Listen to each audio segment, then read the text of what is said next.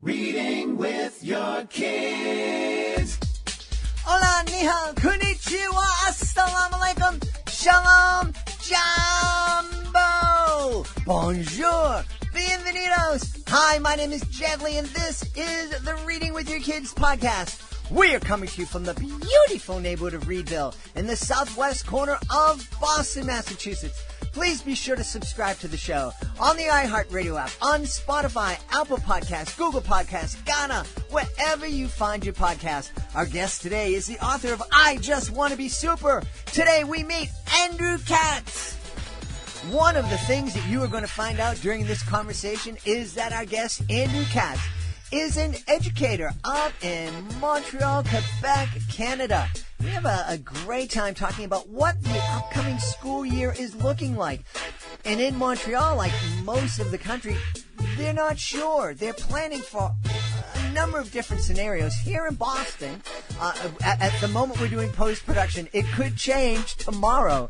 But here in Boston, they're thinking about a hybrid where they split the kids in half, and half of them come on Monday and Tuesday, and the other half come on Thursday and Friday, and in the middle, they're watching when they're not in school. They're watching the teachers teach virtually online. There are other systems here in the greater Boston area that have already tapped out and said no all online learning this coming school year.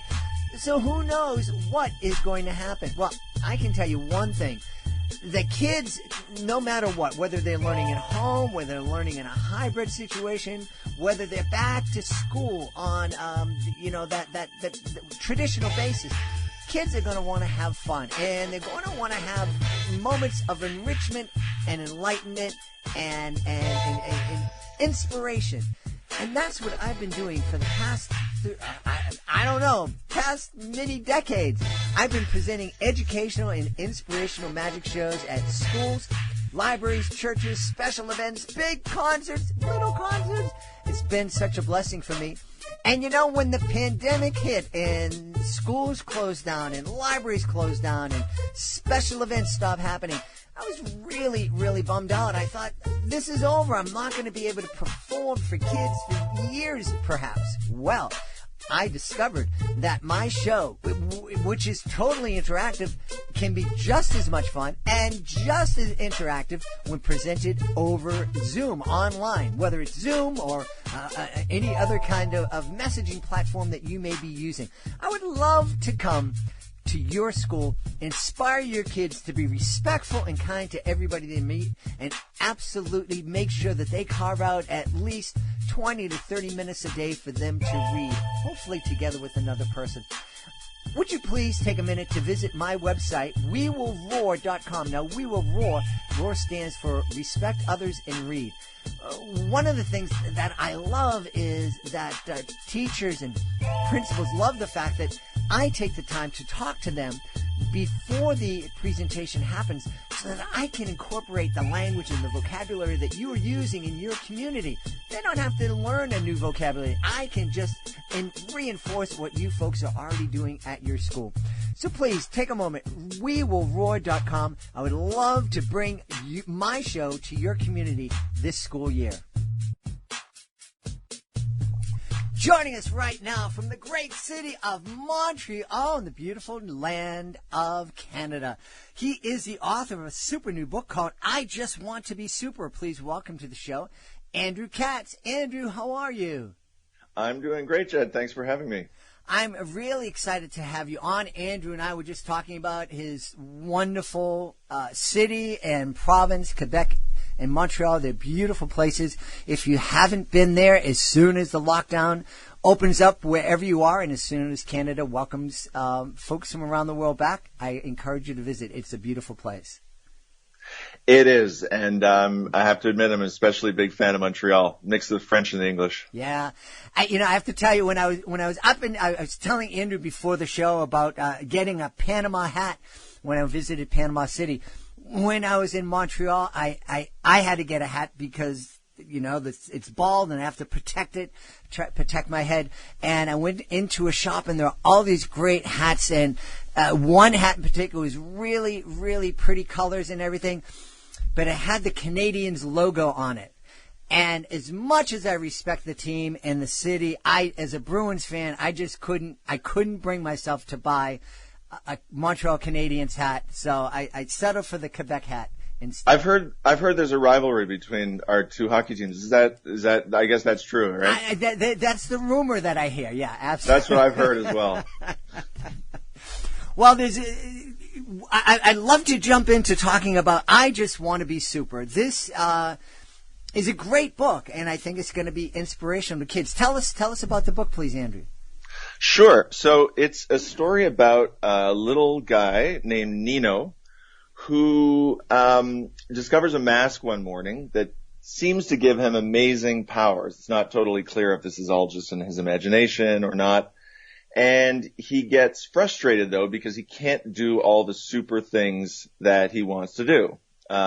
He still has to do his chores, put away his dishes, get changed for the day, and he has to be careful. He wants to throw this giant rock, but it could hurt someone. So it's really a story.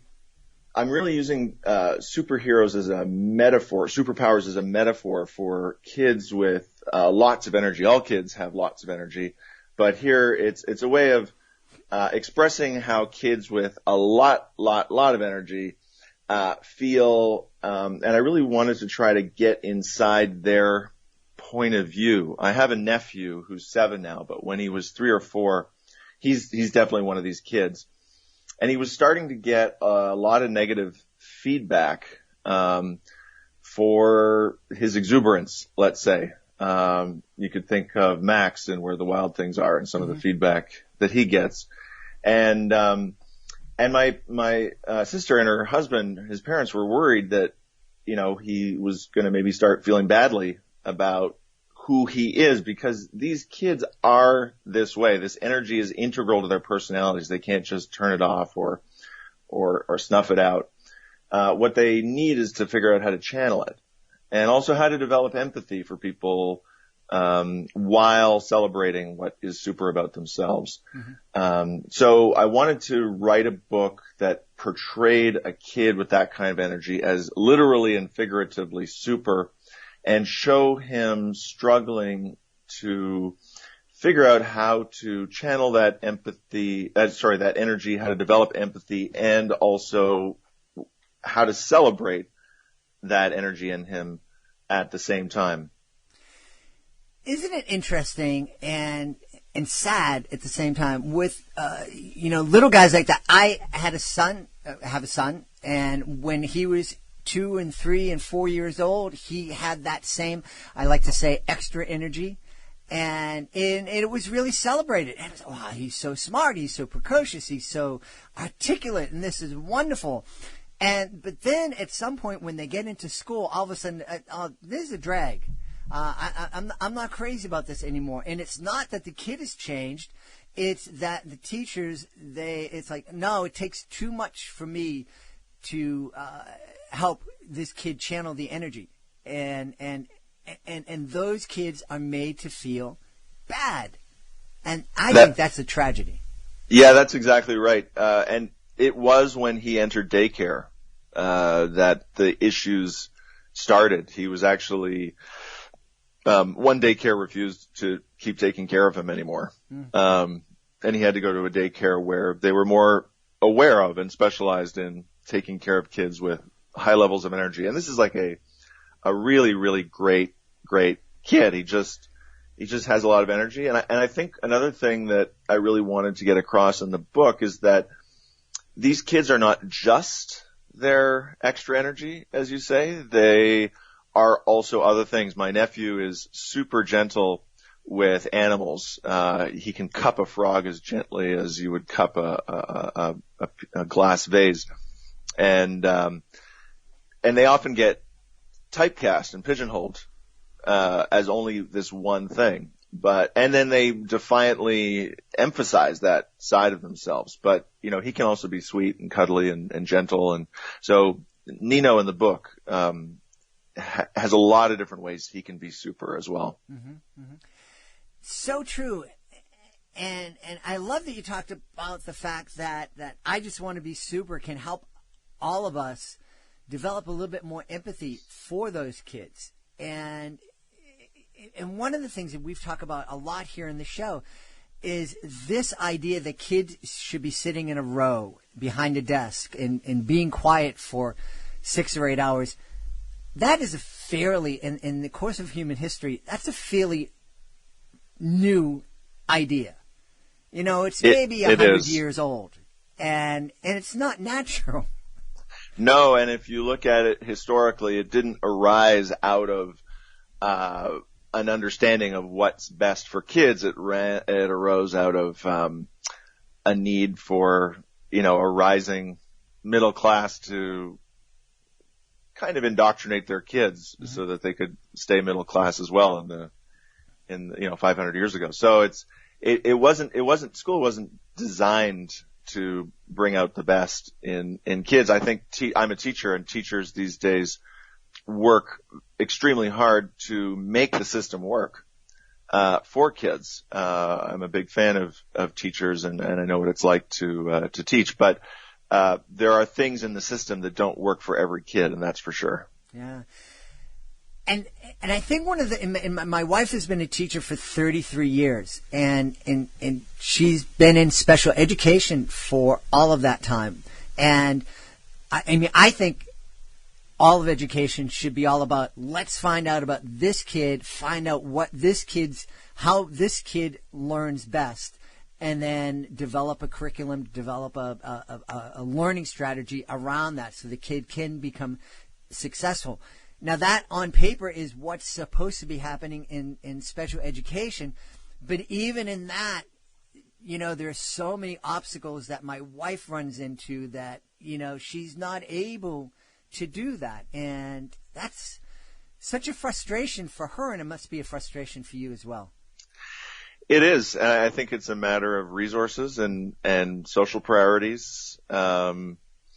What value do we place on very young childhood development, and whether that's giving mothers leave after a baby is born instead of having to go back to work right away, whether that is very early childhood programs like good daycares that are dedicated to the needs of small, not too high a child to adult ratio, and schools and the way we structure them. And I think there's a lot of people out there who are aware of the same kinds of issues you're raising and are actively trying to change them. I think this is a very active discussion these days. Yeah. Now, one of the things, the book received a great review from Kirkus, and that's something to celebrate, because Kirkus is they're very demanding with their reviews. It's tough. They can be. Yeah. One of the things that they really celebrated and loved was the ethnicity of your main character. Why did you make that choice? So the main character is he's got brown skin. He looks like he could be Latino, or in fact, though, he's based on the illustrator himself, who is Filipino or Filipino Canadian. So there's a whole discussion happening right now in children's literature and in media in general about representation in children's literature, and not in all media, and not just representation in terms of characters who look like the population, because we know that in general in the media we consume, the characters do not look like the general population. They're skewed, whiter and maler and straighter and all that kind of stuff. So it's not just about what the characters look like, though. It's also about who is making the art. Diversity among the creators of picture books. So when we had a Filipino illustrator, a Filipino Canadian illustrator, we decided it would be really a great thing, and the publisher felt the same way, to let him create the character entirely in his own image, like the family and people that he knew growing up. So it's not a Filipino story per se. There's nothing in the text that would give that away. It's meant to be a universal story that all kids go through. But there are little winks to Filipino culture throughout the illustrations. So if you know what the Filipino flag looks like and the sun on the flag, you'll find it throughout the illustrations. If you know that Filipinos like that basketball is a very popular sport there, you'll notice the dad's shorts, and the broom he's using is called a walis tambo, which is a well-known broom that they use in the Philippines. So there's lots of winks to that, and he really drew the family like the people and places he knew growing up.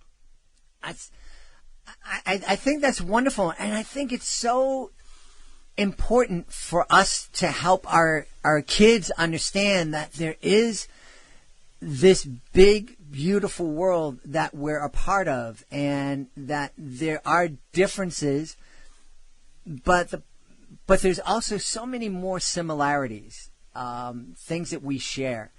And, when we can celebrate our differences and celebrate the fact that we have all these common experiences, and, it's just, different flavors, Canada is a great place. They have poutine, but poutine is different in every province. Yeah, and I think the point about having stories about marginalized communities that isn't about their marginalization. I wouldn't be able to write that story anyway because I'm not from that experience. But just because you are from a marginalized community doesn't mean that every aspect of your life is about your marginalization. Just like every aspect of our lives as white people is not all about our privilege. We have issues and problems and things we deal with, and we're not thinking about that all the time. And so the chance to tell a story, a universal story that just happens to be in a family that is, again, possibly Latino, could have been Puerto Rican, Filipino, Canadian, whatever, was a great opportunity, I thought, to increase diversity in representation and in the people who were making the art. So I was really excited. And I should just give a shout out to the illustrator's name. His name is Tony Lozano. He's young. He's about 27. This is his first children's book, and he just did a bang-up job. That's awesome, Tony. Shout out to Tony. Hey, as a teacher, we talked about the fact that it's so important for kids to be able to see themselves reflected in the pages of books, especially in children's literature and other media. How important is it for you, do you think it is for the majority population to also see those people, those kids from marginalized communities in the pages of books? I think it's extremely important, and because they are the world around us. And, this is just on audio, but I'm a white male, and I'm used to seeing myself in the world all around me, in media. But I have friends who don't identify, the same way, and they are not used to seeing the world around them and, themselves in the world around them. And I think you feel, and I have students who are in that situation who talk about what that's like. I teach 17, 18, 19-year-olds, and it leads them to feeling a little bit invisible. And it also creates a blind spot in the population that is used to seeing themselves. They don't notice, like with these important Black Lives Matter protests that have been happening all over the United States recently. I think there was a lot of people who were surprised by the protests because they just had a blind spot. They didn't realize what that experience was. And so I think it's important to remove our blind spots or to help remove them. I think it's important for people to see themselves, talking about empathy. How would you or I like it if everywhere we looked, we just didn't see ourselves represented, that you would feel invisible. So I think it's extremely important on both ends. Yeah, absolutely. Now, as a teacher, high school teacher, we're in the middle of the great quarantine of 2020 that we thought that we'd be out of by this time. I'm just curious as to how, because here in Massachusetts, in Boston, we're only 3 weeks out from when school is supposed to start, and they still haven't decided what's going to be going on. Well, we might do this, we might do that, we might do that. Who knows? What's going on in Quebec and in Montreal? Have you guys come up with a plan, or are you still kind of figuring things out? I think for older kids, like the ones I teach, we're going to teach 100% remotely. For younger kids for whom socializing is extremely important, and also whose parents might need to work, I think we're still figuring it out. There was, at the beginning of the summer, they were saying, okay, we're going to go back in the fall. I think everyone's been sort of only thinking about a month or two ahead. Mm-hmm. Like, okay, we'll be there in a month or two. Okay, and a month or two later, okay, well, we'll be there in another month or two. So I think we're getting where the rubber's about to meet the road. And I think parents and teachers are now saying, I don't feel entirely safe with this. Can we rediscuss this plan? So I think the idea was for younger kids to go back to school. I think it's fluid and in discussions right now. Yeah. One of the things that frustrates me is that, we're, especially here in the Northeast, and you're, in the Eastern Canada, I'm sure you grew up knowing, well, we have to have a certain amount of food in case there's a hurricane or a snowstorm. We're stuck inside the house for a week or whatever. So, we prepare for that. We prepare for the worst, and hopefully, when a year passes and we can share that food that we had stocked up with, at food pantries and, resupply ourselves. Our governments don't seem to be doing that. We're like, okay, we're planning for a month out, and they're not, thinking, well, it might not be a month. It might take longer. Let's plan for the best case scenario, but also plan for the worst case scenario. Yeah, I think short-term thinking is in our DNA as human beings, and it's just harder for us as individuals, and even more so as a society, to think about things that aren't impacting us right now. Like, not what am I going to have for dinner tonight, but what am I going to have for dinner in 5 months? It's just harder to think about. But this is one of those situations that is demanding of us that kind of long-term thinking. And I have been very encouraged by Montreal. I walk around and people are all wearing masks and being really respectful of each other. And so it's good to see that we can learn as a group. Yeah. I'm curious. You said that that I Just Want to Be Super was inspired by your nephew. Yeah. Is your nephew aware of that? And if he is, what's his feeling? Yeah, he is aware of it. He's got his own life. So he's like, oh, that's cool. But I don't think he's preoccupied with it. But, my hope is that it's more something that, when he goes off to college, it's one of the books that he'll, decide to take with him or something like that. Something you maybe appreciate a little more when you're older than when you're right in the middle of it. My mom she lives not far from him. She did read the book and another book I wrote, in his classroom, and that he thought was pretty cool. Excellent. I gotta ask, I know it annoys authors sometimes, but, especially, since your book was just published and we're celebrating this book, I'm curious, is there another book in the works right now? Yes. So this was my second picture book. The first one was called How to Catch a Bear Who Loves to Read, which is about a very audacious girl who plays with her animal friends in a forest and wants to catch a bear because she thinks that they give probably the best hugs she could probably imagine. And that book was actually nominated for what's called a Ontario Library Association Forest of Reading Award. The French version was this past year. So I think that encouraged the publisher to allow us to do a sequel. So we're going to come out with a sequel to that, where she's going to probably go to the library with the bear. He doesn't go into the library because he is a bear after all, but he kind of dumpster dives for books behind the library where the librarians put out boxes of old books, at night. So that's where he gets all his books, and there might be some kind of adventure to the library happening, sometime next year. Awesome. Don't have a title yet, but still working on it. That's awesome. Now, this is just a thought that occurred to me, and you're in Quebec. You were telling me that you teach English to kids Yep. in Quebec, so that you're fluent in French. Yep.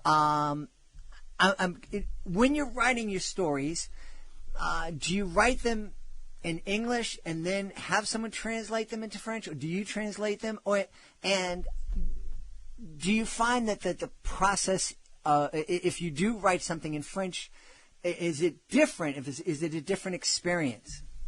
Okay, so that is a question that I actually wrote an entire article about for a Canadian magazine. Oh, wow. Which I'll send to you. But I co-wrote the first book with a francophone, and we kind of invented this process together that just felt natural, but I think is kind of unusual, where I would write a little bit in English. We'd decide the story together. Then I'd write a little bit in English. I'd send it to her, and she would not just translate it into French, but transform it and add new idioms and expressions and then it would come back to me, and she would keep going in French, and it would come back to me in French. I couldn't write in French myself. It's just, there's a level of poetry that would escape me, but it would come back to me in French, and then I'd retranslate it into English. But what was interesting is what I'd written before, I'd translate it back, and it wouldn't be quite the same. Like, for instance, in English, there's an expression, no one has ever shown their face around here. But when in French, the equivalent expression is, no one ever shows their nose.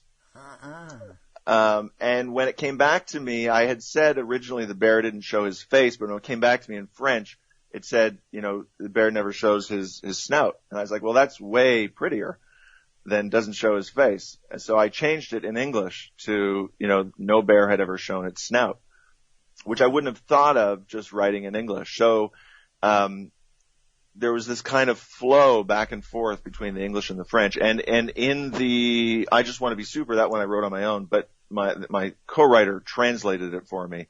And we're lucky that our publisher publishes simultaneously in English and French. Oh, cool. The question just occurred to me because I know when I performed and would tour Puerto Rico with my educational magic show and translated it into Spanish, and then would spend 2 or 3 weeks down there performing and I am not fluent in Spanish, but when I would be performing in Spanish and be out in the country by myself and trying to use primarily Spanish, it changed the way I was thinking and some of the word choices I use. And it's fascinating. And like you, there are some things when it came back to English, I was able to take the original English, get it into Spanish, and then when it came back to English again, I was able to make the English even stronger. And, so I just think folks, I know there are some families out there who worry that if they teach their kids another language too early, it's going to mess them up, and it ain't. No, it doesn't. And I mentioned right at the beginning that one of the things I loved especially about Montreal was the mix of the English and the French. And I just love having 2 languages in my mind. I've learned a little bit of Spanish as well. But the insight it gives you into language, into how it works, especially as a writer, is invaluable. Yeah. My friend, I've had a great time speaking to you today. Tell everybody where they can go online to connect with Andrew Katz to find out more about I Just Want to Be Super and everything else that's going on with you. Well, I have a website, Andrew Katz Books at andrewkatzbooks.ca, so they can go there. You can find me on Twitter. I think my handle is Andrew Katz Books. I think on Instagram it's Andrew Katz Author. My website, I should say, is still under construction. I'm a bit of a Luddite, but I'm getting there. And I think I'm on Facebook as well, Andrew Katz. You'll recognize my profile yeah, if anyone wants to connect, I do school visits. I love to talk to kids, so feel free to get in touch. Well, we're not sure when his next school visit will be, or anybody's next school visit.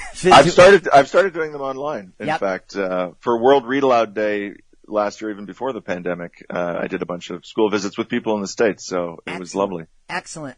Well, I'm surprised because I'm doing them too online, and I'm very, very pleasantly surprised at how much fun those virtual classroom visits, virtual performances can be, and also how interactive they're able to be.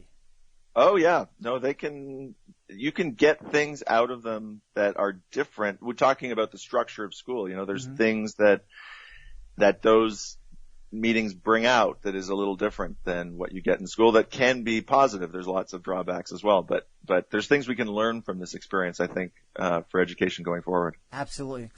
Well, we've had a great time speaking to the author of I Just Want to Be Super, Andrew Katz. Andrew, thanks so much for being part of the show. Thanks so much for having me, Jed. It was a total pleasure. Please be sure to join us for the next edition of the Reading with Your Kids podcast. Our guest will be Nikki Boaz. She is the author of 1 in 5, a tale about her experiences as the mother of a child with dyslexia. It's a very, very powerful interview. And since dyslexia and learning challenges affects 1 in 5 kids, there's a real good chance that you may be a mom or a dad or a grandparent or love somebody who has a learning challenge. That's the next episode of the Reading with Your Kids podcast. I want to thank the folks who make today's show so very wonderful. Of course, I want to thank Andrew Katz. Be sure to check out I Just Want to Be Super. Also want to thank my incredible team, starting with my wonderful producer, Fatima Khan, my awesome author, Ambassador Peggy Cotto. I want to thank my beautiful wife for all of the support she gives me. I want to thank you. Thank you so much for taking the time to join us today, and as always, from the bottom of my heart, thank you so much for taking the time to make the world a better place by reading with your kids. I'll be looking for you in the next edition of the Reading with Your Kids podcast.